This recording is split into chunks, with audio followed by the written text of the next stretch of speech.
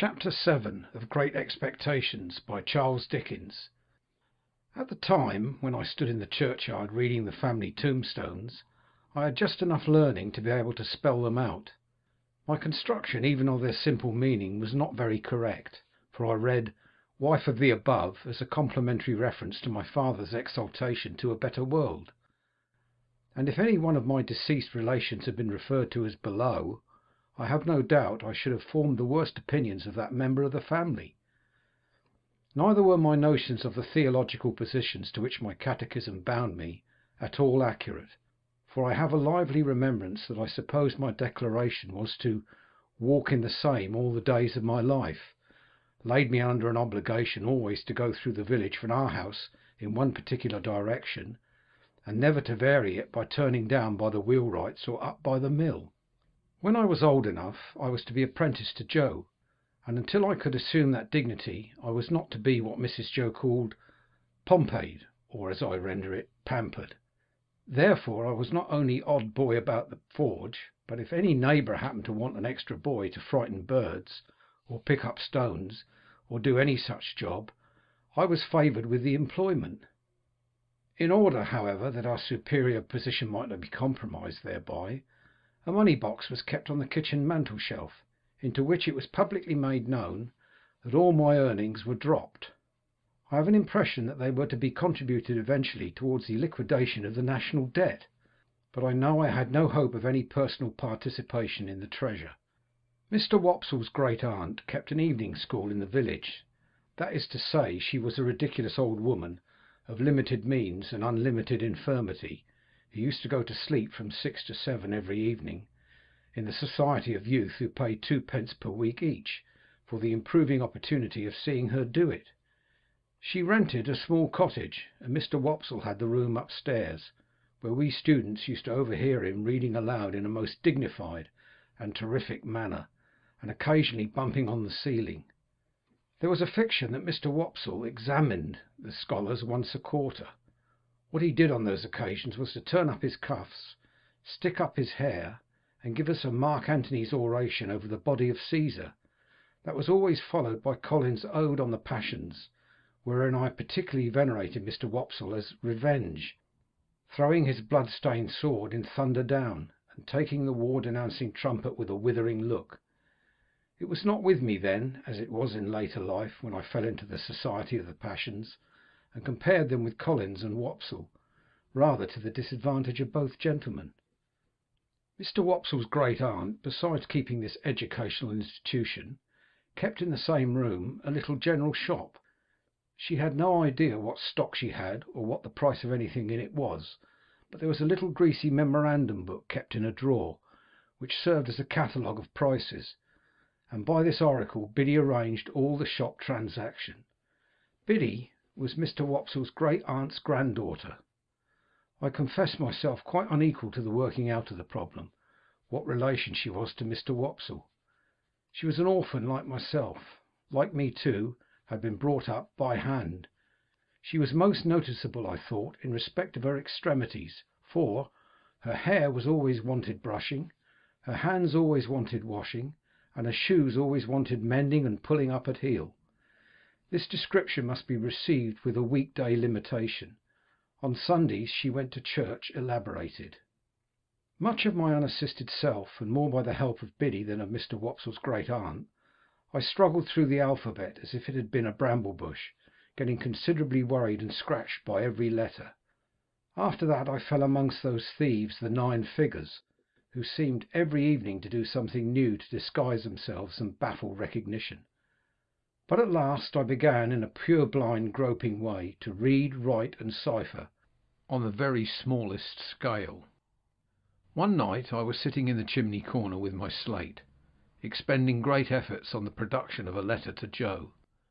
I think it must have been a full year after our hunt upon the marshes, for it was a long time after, and it was winter and a hard frost, with an alphabet on the hearth at my feet for reference.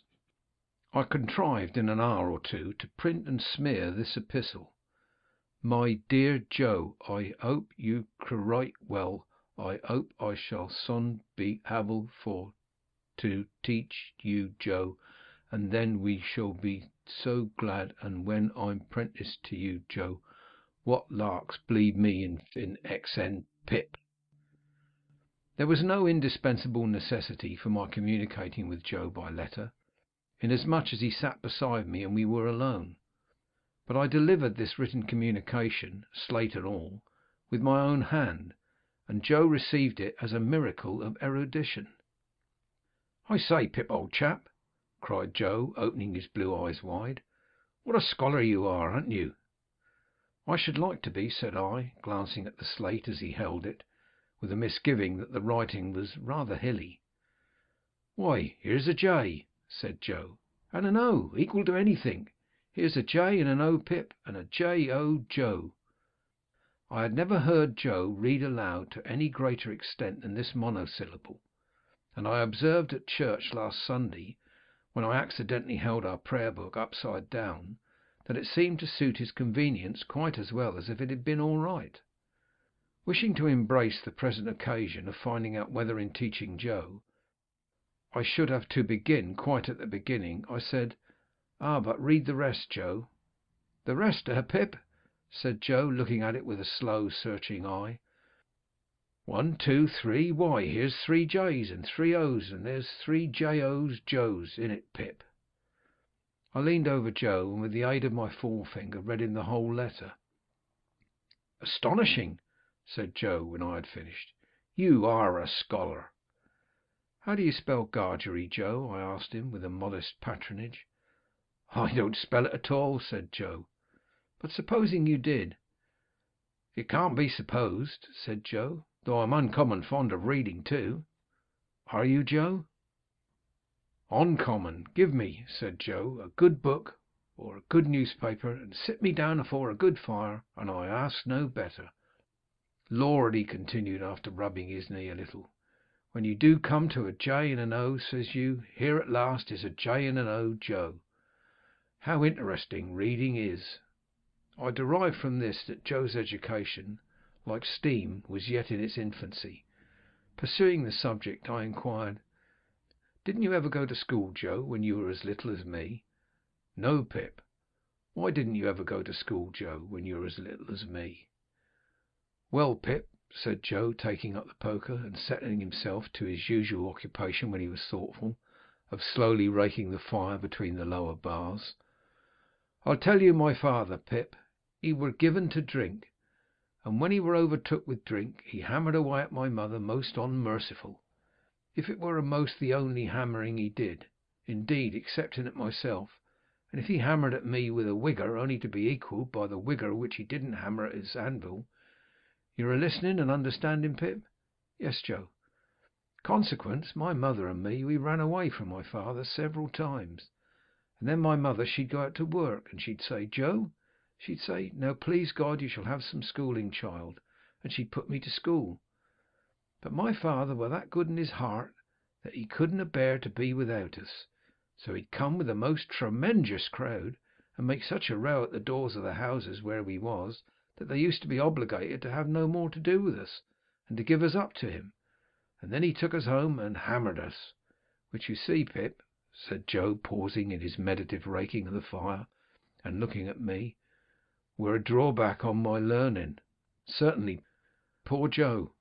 Though, mind you, Pip," said Joe, with a judicial touch or two of the poker on the top bar, "rendering unto all their due, and maintaining equal justice betwixt man and man, my father were that good in his heart, don't you see?" I didn't see, but I didn't say so. "Well," Joe pursued, "somebody must keep the pot a biling, Pip, or the pot won't boil, don't you know?" I saw that, and said so. "Consequence, my father didn't make objections to my going to work, so I went to work at my present calling, which were his too, if he would have followed it, and I worked tolerable hard, I assure you, Pip. In time I were able to keep him, and I kept him till he went off in a purpleptic fit, and it were my intentions to have had put upon his tombstone that, whatsoever the failings on his part, remember, reader, he were that good in his heart." Joe recited this couplet with such manifest pride and careful perspicuity that I asked him if he had made it himself. "I made it," said Joe, "my own self. I made it in a moment. It was like striking out a horseshoe complete in a single blow. I never was so much surprised in all my life. I couldn't credit my own. To tell you the truth, hardly believed it were my own. As I was saying, Pip, it were my intentions to have it cut over him. But poetry costs money. Cut it how you will, small or large, and it were not done. Not to mention bearers, all the money that could be spared were wanted for my mother. She were in poor health, and quite broke. She weren't long a following, poor soul, and her share of peace come round at last." Joe's blue eyes turned a little watery. He rubbed first one of them and then the other in a most uncongenial and uncomfortable manner, with the round knob on the top of the poker. "It were but lonesome then," said Joe, "living here alone, and I got acquainted with your sister. Now, Pip," Joe looked firmly at me as if he knew I was not going to agree with him, "your sister is a fine figure of a woman." I could not help looking at the fire in an obvious state of doubt. "Whatever family opinions, or whatever the world's opinions on that subject may be, Pip, your sister is." Joe tapped the top bar with the poker, after every word following "a fine figure of a woman." I could think of nothing better to say than, "I am glad you think so, Joe." "So am I," returned Joe, catching me up. "I'm glad I think so, Pip. A little redness, or a little matter of bone, here or there, what does it signify to me?" I sagaciously observed, if it didn't signify to him, to whom did it signify? "Certainly," assented Joe. "That's it. You're right, old chap. When I got acquainted with your sister, it was the talk of how she was bringing you up by hand. Very kind of her, too. All the folks said, and I said along with all the folks, as to you," Joe pursued with a countenance expressive of seeing something very nasty indeed, "if you could have been aware of how small and flabby and mean you was, dear me, you'd have had formed the most contemptible opinion of yourself." Not exactly relishing this, I said, "Never mind me, Joe." "But I did mind you, Pip," he returned with tender simplicity. "When I offered to your sister to keep company, and to be asked in church at such times as she were willing and ready to come to the forge, I said to her, 'And bring the poor little child. God bless the poor little child,' I said to your sister. 'There's room for him at the forge.'" I broke out crying and begging pardon, and hugged Joe round the neck, who dropped the poker to hug me, and to say, "Ever the best of friends, and us, Pip. Don't cry, old chap."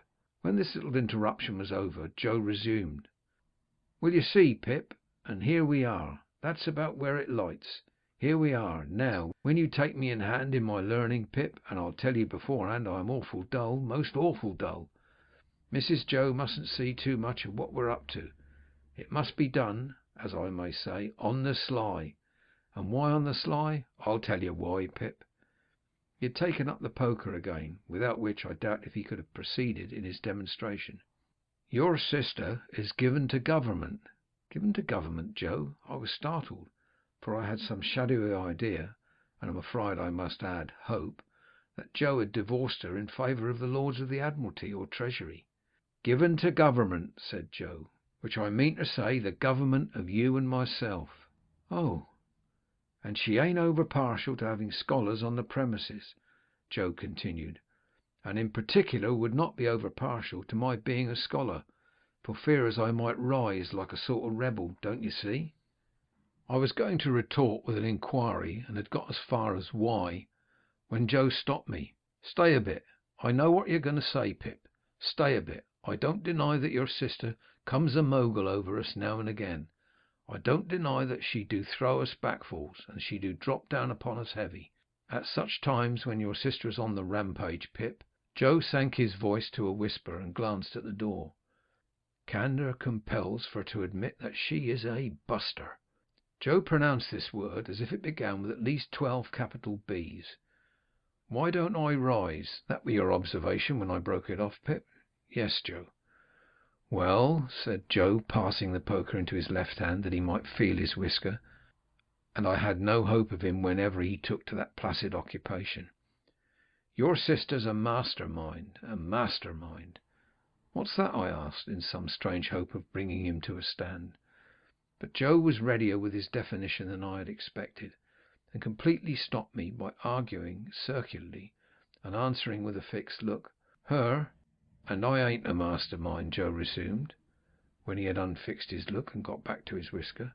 "And last of all, Pip, and this I want to say very serious to you, old chap, I see so much in my poor mother, of a woman drudging and slaving and breaking her honest heart and never getting no peace in her mortal days, that I'm dead afraid of going wrong in that way, of not doing what's right by a woman, and I'd far rather of the two go wrong t'other way and be a little inconvenienced myself. I wish it was only me that got put out, Pip.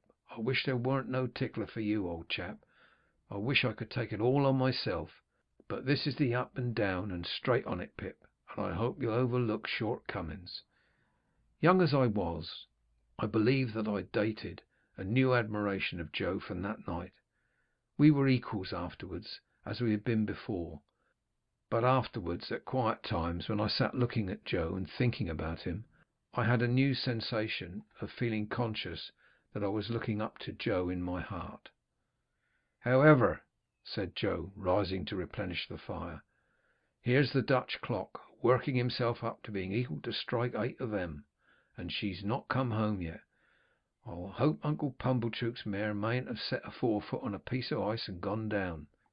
Mrs. Joe made occasional trips with Uncle Pumblechook on market days to assist him in buying such household stuffs and goods as required a woman's judgment, Uncle Pumblechook being a bachelor and reposing no confidences in his domestic servant. This was market day, and Mrs. Joe was out on one of these expeditions. Joe made the fire and swept the hearth, and then we went to the door to listen for the chaise cart.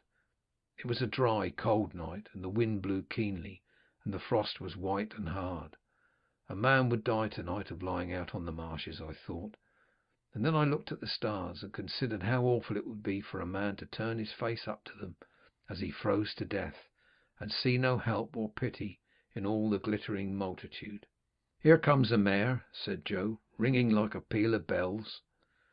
The sound of her iron shoes upon the hard road was quite musical, as she came along at a much brisker trot than usual. We got a chair out ready for Mrs. Joe's alighting, and stirred up the fire that they may see a bright window, and took a final survey of the kitchen, that nothing might be out of its place. When we had completed these preparations, they drove up, wrapped to the eyes. Mrs. Joe was soon landed, and Uncle Pumblechook was soon down too, covering the mare with a cloth, and we were soon all in the kitchen, carrying so much cold air in with us that it seemed to drive all the heat out of the fire. "Now," said Mrs. Joe, unwrapping herself with haste and excitement, and throwing her bonnet back on her shoulders where it hung by the strings, "if this boy ain't grateful this night, he never will be." I looked as grateful as any boy possibly could who was wholly uninformed why he ought to assume that expression. "It's only to be hoped," said my sister, "that he won't be pomp-eyed, but I have my fears." "She ain't in that line, mum," said Mr. Pumblechook. "She knows better." "She?" I looked at Joe, making the motion with my lips and eyebrows. "She?" Joe looked at me, making the motion with his lips and eyebrows. "She?" My sister catching him in the act, he drew the back of his hand across his nose with his usual conciliatory air on such occasions, and looked at her. "Well," said my sister in her snappish way, "what are you staring at? Is the house afire?" Which some individual, Joe politely hinted, mentioned she. "And she is a she, I suppose," said my sister, "unless you call Miss Havisham a he, and I doubt even you'll go as far as that." "Miss Havisham uptown?" said Joe. "Is there any Miss Havisham downtown?" returned my sister. "She wants this boy to go and play there, and of course he's going, and he'd better play there," said my sister, shaking her head at me as an encouragement to be extremely light and sportive, "or I'll work him." I had heard of Miss Havisham uptown. Everybody for miles around had heard of Miss Havisham uptown, as an immensely rich and grim lady who lived in a large and dismal house, barricaded against robbers, and who led a life of seclusion. "Well, to be sure," said Joe, astounded. "I wonder how she come to know Pip." "Noodle!" cried my sister. "Who said she knew him?" Which some individual, Joe again politely hinted, mentioned that she wanted him to go and play there. And couldn't she ask Uncle Pumblechook if he knew of a boy to go and play there? Isn't it just barely possible that Uncle Pumblechook may be a tenant of hers, and that he may sometimes, We won't say quarterly or half yearly, for that would be requiring too much of you, but sometimes go there to pay his rent. And couldn't she then ask Uncle Pumblechook if he knew of a boy to go and play there? And couldn't Uncle Pumblechook, being always considerate and thoughtful for us, though you may not think it, Joseph, in a tone of the deepest reproach, as if he were the most callous of nephews, then mention this boy standing prancing here, which I solemnly declare I was not doing, that I have for ever been a willing slave to? "Good again," cried Uncle Pumblechook. "Well put, prettily pointed, good indeed. Now, Joseph, you know the case." "No, Joseph," said my sister, still in a reproachful manner, while Joe apologetically drew the back of his hand across and across his nose. "You do not yet, though you may not think it, know the case. You may consider that you do, but you do not, Joseph, for you do not know that Uncle Pumblechook, being sensible that for anything we can tell, this boy's fortune may be made by his going to Miss Havisham's, has offered to take him into town tonight in his own chaise cart, and to keep him tonight, and to take him with his own hands to Miss Havisham's tomorrow morning." "And Laura mussy me," cried my sister, casting off her bonnet in a sudden desperation, "here I stand talking to mere mooncalves, with Uncle Pumblechook waiting, and the mare catching cold at the door, and the boy grimed with crock and dirt from the hair of his head to the sole of his foot." With that she pounced upon me like an eagle on a lamb, and my face was squeezed into wooden bowls in sinks, and my head was put under taps of water butts, and I was soaped and kneaded and towelled and thumped and harrowed and rasped, until I really was quite beside myself. I may here remark that I suppose myself to be a better acquaintance than any living authority with the ridgy effect of a wedding ring passing unsympathetically over the human countenance.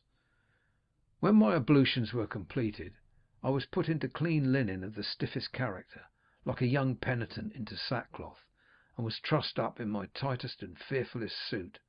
I was then delivered over to Mr. Pumblechook, who formally received me as if he were the sheriff, and who let off upon me the speech that I knew that he had been dying to make all along. "Boy, be for ever grateful to all friends, but especially unto them which brought you up by hand. Good-bye, Joe. God bless you, Pip, old chap." I had never parted from him before, and what with my feelings, and what with soap suds, I could at first see no stars from the chaise cart, but they twinkled out one by one, without throwing any light on the questions why on earth I was going to play at Miss Havisham's, and what on earth I was expected to play at. Chapter 7.